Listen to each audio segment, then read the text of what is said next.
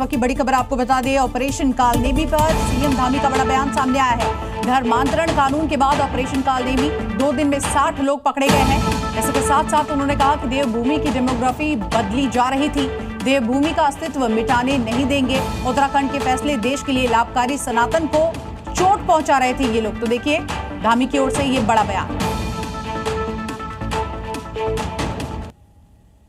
ऐसे संदिग्ध लोगों की पहचान करना कितना आवश्यक है, किस प्रकार से जगह जगह पर लोगों को ठगने का काम करते थे, धार्मिक भावनाओं को आहत करने का काम करते थे, सनातन का नुकसान करते थे।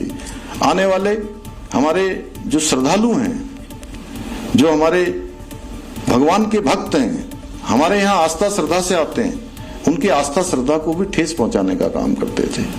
तो ये ऑपरेशन हमने शुरू किया है।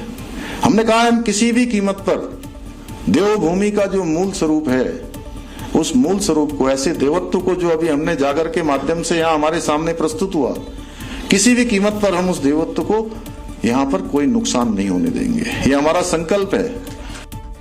एक औरंगजेब करीब 350 साल पहले भारत आया था, वो तो इतिहास बन गया, लेकिन यूपी में अब भी कई औरंगजेब मौजूद हैं।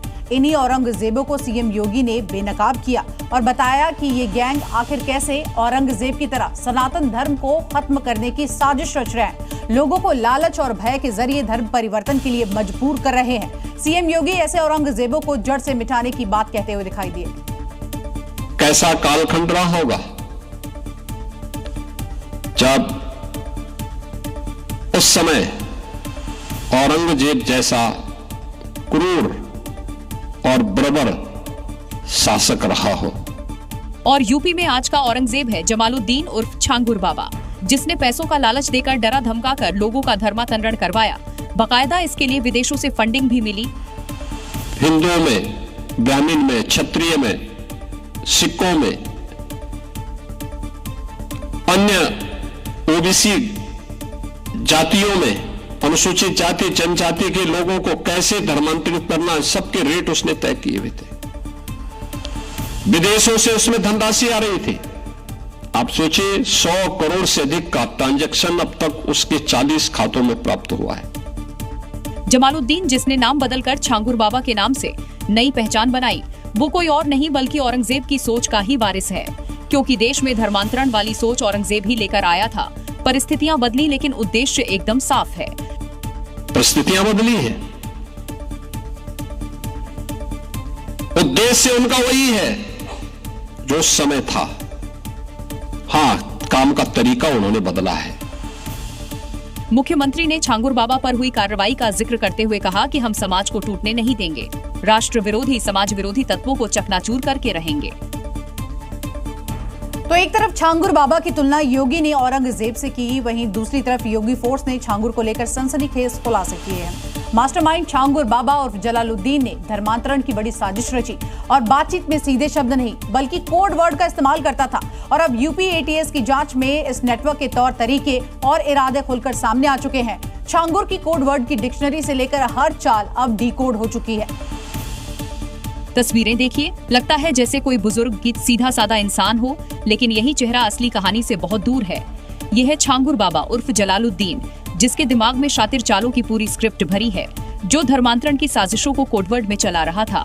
दावा किया जा रहा है कि यूपी एटीएस ने छांगुर के दिमाग में रचे गए साजिशों के कोड को डिकोड कर लिया है। यूपी एटीएस के मुताबिक वो मिट्टी पलटना शब्द का इस्तेमाल धर्मांतरण के लिए करता था।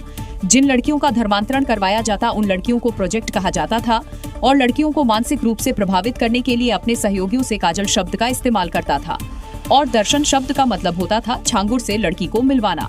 जांच में पता चला है कि छांगुर कोड वर्ड में ही निकाह और शादी का वादा करने के बाद धर्मांतरण को नया जीवन शुरू करने की शर्त बताता था। यानी पहले ये भोली भाली लड़कियों को टारगेट करता, उन्हें जाल में फंसाता, फिर उनकी शादी करा के धर्मांतरण के लिए उन पर दबाव बनाता था। तो छांगुर बाबा की चालाकी भरी दुनिया अब योगी फोर्स की पकड़ में है। चेहरे पर मासूमियत लेकिन दिमाग में धर्मांतरण की साजिश। अब उसकी हर चाल पर कानून की नजर है। छांगुर अभी एटीएस और एसटीएफ की गिरफ्त में है और उससे लगातार पूछताछ की जा रही है। हर दिन आपको बता दें नए खुलासे हो रहे हैं और अब एक चौंकाने वाली जानकारी सामने आई कि उसकी हवेली में उसके 50 वफादार भी रहते थे, जो उसके एक इशारे पर एक्टिव हो जाते थे। ये सभी छांगुर के बलरामपुर स्थित हवेली में ही रहते थे उनके लिए खाना पीना, कपड़े से लेकर हर जरूरत की चीजें छांगुर बाबा द्वारा मुहैया कराई जाती थीं। उन्हें कई तरह की ट्रेनिंग भी दी जाती थी और इस दौरान उनमें भरी जाती थी। छांगुर के लिए ऐसी वफादारी कि वो छांगुर के लिए मरने मारने के लिए हमेशा तैयार रहते थे। दरअसल यूपी एटीएस की ओर से दर्ज कराई गई एफआईआर में 50 युवकों का जिक्र किया गया है। ये युवक न सिर्फ धर्मांतरण की गतिविधियों में शामिल थे, बल्कि स्थानीय स्तर पर भय, दबाव और हिंसा फैलाने का काम करते थे। स्थानीय लोगों में इनका इतना खौफ था कि छांगुर की करतूतें कभी भी पुलिस तक पहुंच ही नहीं पाती थी। छांगुर के ये स्पेशल 50 बिट न हवेली के बाहर तभी जाते जब छांगुर कोई आदेश देता या फिर जब वो उन्हें अपने साथ लेकर जाता। छांगुर की गिरफ्तारी के बाद ये अचानक गायब हो चुके हैं या शायद स्लीपर सेल के तौर पर देश भर में फैल चुके हैं। Zee News.